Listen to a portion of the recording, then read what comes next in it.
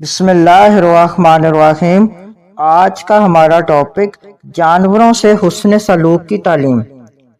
حضرت عبداللہ بن مسعود رضی اللہ تعالیٰ عنہ نے فرمایا، ہم ایک سفر میں سیدنا رسول اللہ صلی اللہ علیہ وسلم کے ساتھ تھے۔ آپ صلی اللہ علیہ وسلم قضائے حاجت کے لیے تشریف لے گئے۔ ہم نے ایک پرندہ دیکھا جس کے 2 بچے یا چوزے اس کے ساتھ تھے۔ ہم نے اس کے بچے پکڑ لیے۔ وہ پرندہ آ کر پر ہلانے لگا۔ اسے معلوم ہو گیا کہ میرے بچے ان کے پاس ہیں۔ حضور صلی اللہ علیہ وسلم تشریف لائے تو آپ صلی اللہ علیہ وسلم نے فرمایا، اس پرندے کو اس کے بچوں کی وجہ سے کس نے دکھ پہنچایا؟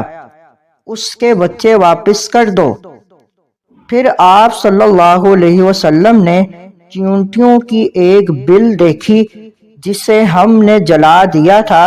فرمایا، اسے کس نے جلایا؟ عرض کی، ہم نے۔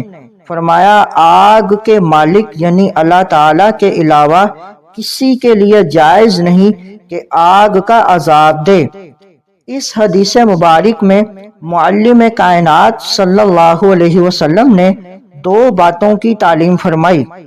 کسی جانور کو اس کے بچوں کی وجہ سے اذیت نہیں دینی چاہیے اور کسی مخلوق کو نہیں جلانا چاہیے۔ کتنے افسوس کی بات ہے کہ فلسطین میں مسلمانوں کو ستایا جا رہا ہے۔ بچوں، عورتوں اور بوڑھوں سمیت سب پر بارود کی صورت میں آگ برسائی جا رہی ہے، مگر مسلم ممالک اس ظلم کو روکنے کے لیے کوئی عملی اقدام نہیں کر رہے۔ مزید معلومات کے لیے ہمارے چینل کو لائک اینڈ سبسکرائب کریں۔